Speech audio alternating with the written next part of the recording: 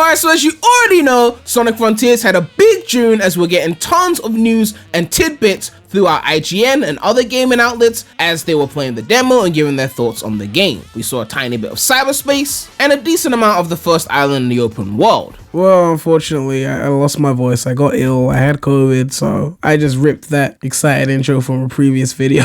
I'm sorry.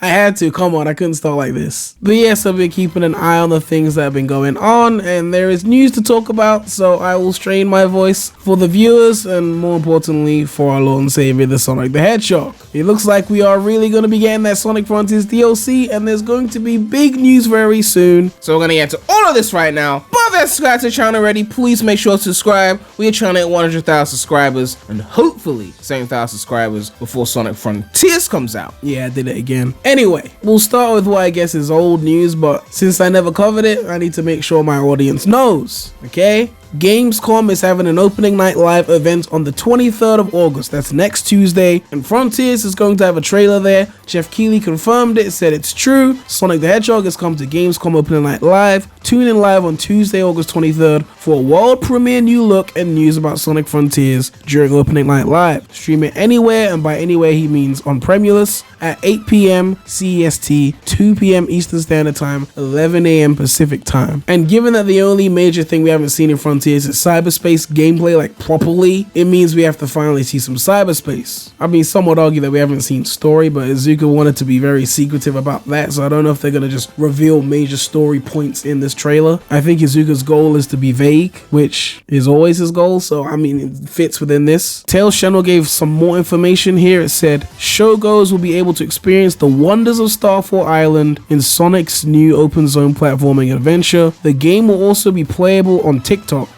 Stand, where head of Sonic team Takashi Iizuka will be making a guest appearance on Friday 26 August for a meet and greet with fans. So Gamescom runs until the 28th of August, so I guess the booth is going to be there for 5 days, so we're going to be getting a lot of opinions from people trying out this game throughout those 5 days, but the main trailer is going to be on the 23rd, so it's like 5 days of a lot of Frontiers related shit going on, and we're going to have to discuss all of it naturally. I'm guessing they don't have the same recording restrictions that they had with Summer Game Fest, so hopefully we actually get some direct feed footage, and it's like a lot of gameplay to dissect. We can go live and talk about it, obviously after the Gamescom event on the 23rd, which again, I'm streaming that event on the 23rd on my non-Sonic channel because it is an event that will show other things as well. It's not just a Sonic event, so again, non-Sonic channel for that. Now today there was a leak from a retailer which basically involved Sonic Frontiers related merch. I think it's a Japan exclusive, and it just looks like some whatever merch. I don't really give a fuck, but there's two things that stood out here. One, a new character which looks like some kind of Forces OC.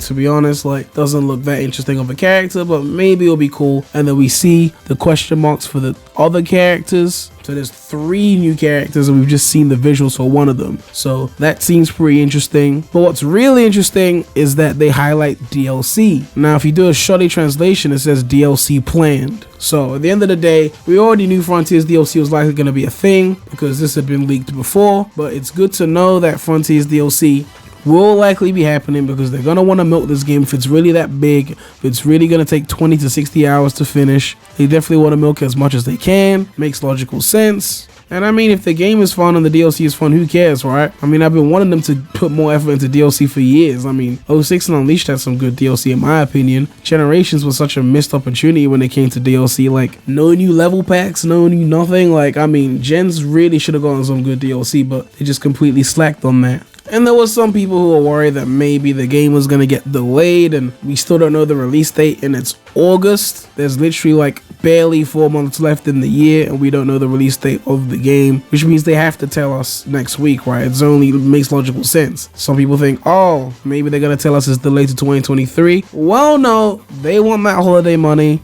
Because Sega have at this point, quadrupled down. Tails Channel covered it here. It said, Sega considering to postpone Frontiers? We do not consider postponing the launch at this point. Within the communication with users, we intend to reflect the parts that can be reflected within the development timeline and to build empathy with users. Oh, you've built tons of empathy because people are going to defend the game no matter what. Just like they defend Sega as if it's their little brother who's not potty trained yet. Sonic IP is a mainstay title. We will sell over the long term in the future, and we'll continue to strengthen it to the next fiscal year onwards as well. And this is from Sega Sammy Holdings. Very corporate response. Sonic is big, we will make money, we will build empathy because the users are attached to the IP and the characters, and that attachment to the characters is why games like Sonic Omens get way more attention than games like Spark 3, even though Spark 3 is better. One has Sonic's face on it and the other does not. Also, if you want to see me stream Spark 3, you better subscribe to a non-Sonic channel, because those of you who think I don't get happy when I play games, you're about to see what it feels like when I play something that's really, really good, okay? But yeah, let me know what you guys think about this. Next week, we're going to be getting the news. It's going to be a very hectic week, and by then, hopefully my voice is fully recovered, because I don't want to sound like this. And what are you looking forward to the most in the Sonic Frontiers trailer, aside from obviously the release date and the price? Oh yeah, the price. Is it gonna be $70 or is it gonna be 60?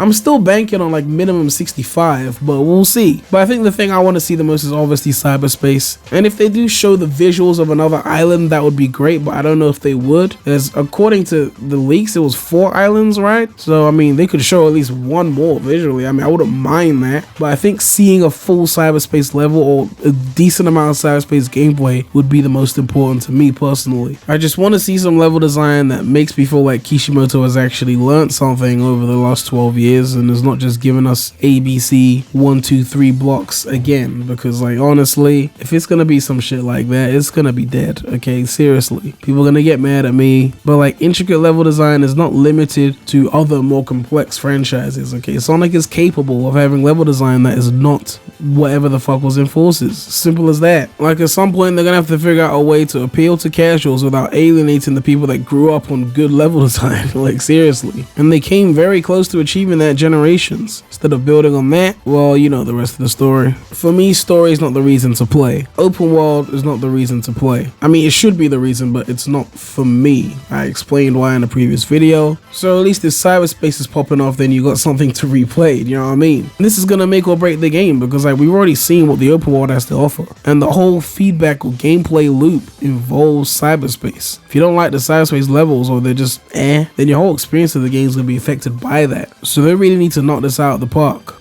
And of course, a big shout out to all my channel members. If you want to become a channel member, you can click the join button next to the subscribe button. But yeah, make sure to like, comment, subscribe, hit that bell. Make sure to check out the non-Sonic channel. The link will be in the description. But that's all I have to say right now. So, Premy out.